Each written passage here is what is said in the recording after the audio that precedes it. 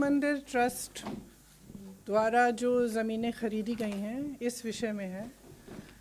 आप सबको मालूम है, पूरे देश को मालूम है कि पूरे देश ने, देश के तकरीबन हर घर ने, गरीब परिवारों ने, महिलाओं ने जो बचत की थी उसमें से भी सब ने चंदा दी है इस ट्रस्ट के लिए। और एक अभियान भी चलाया गया था चंदा इकट्ठा करने के लिए। घर घर गए, चंदा इकट्ठा किया। ये सबकी आस्था है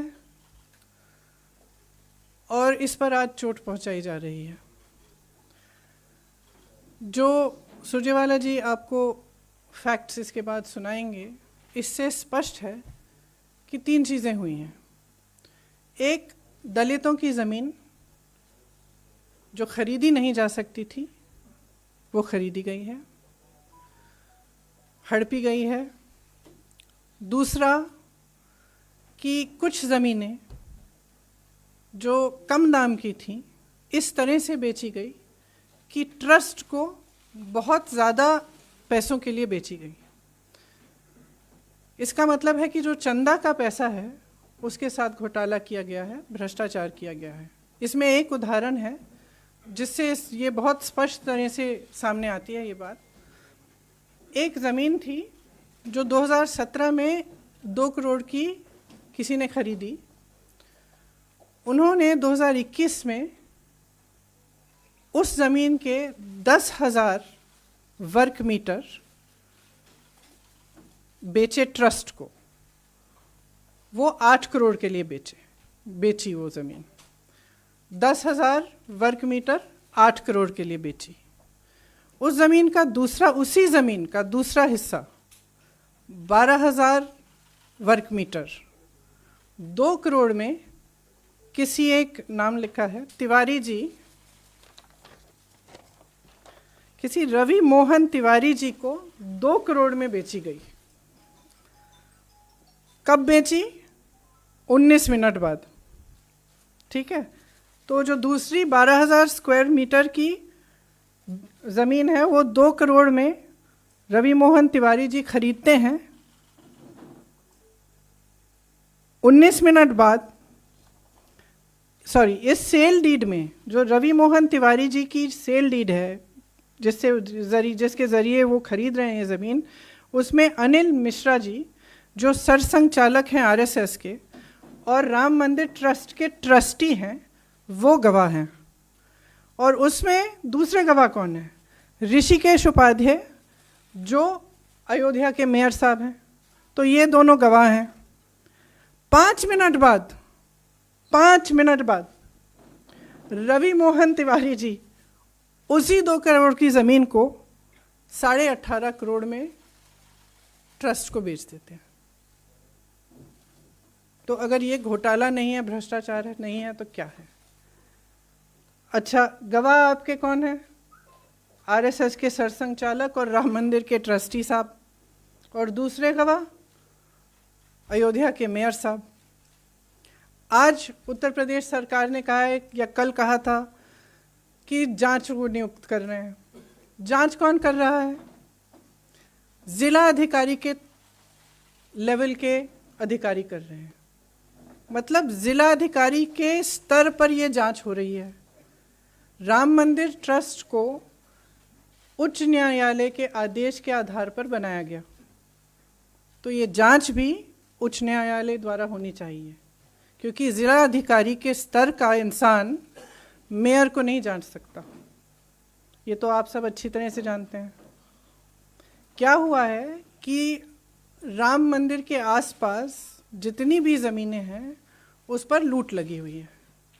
भाजपा के जो नेता हैं और अधिक पदाधिकारी हैं और जो सरकारी अधिकारी हैं श्री योगी आदित्यनाथ जी की सरकार के, वो सब लूट में मिले हुए हैं।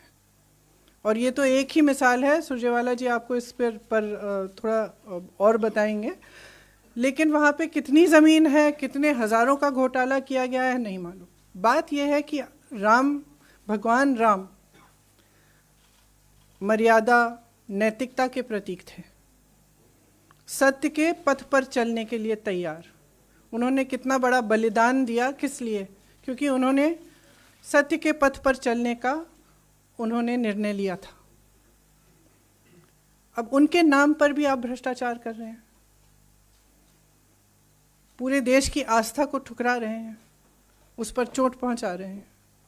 तो एक बहुत गंभीर बात है, इसीलिए हम यहाँ हैं। और मैं चाहती हूँ कि सुरजेवाला जी इस पे थोड़ा सा इलैबोरेट करें। शुक्रिया प्रियंका जी। प्रियंका जी ने जो उदाहरण दिया साथियों, ये अपने आप में राम नाम के नाम पर प्रॉपर्टी डीलर और भाजपाई नेता कैसे लूट कर रहे हैं, ये उसका जीता जागता सबूत है। 15 नवंबर 2017 को 2.3 हेक्टेयर जमीन 2 करोड़ रुपए में बेची गई। उसका रजिस्टर्ड सेल डीड हमारे पास है, प्रियंका जी की तरफ से हम आपको भेज रहे हैं। ये वो सेल डीड है।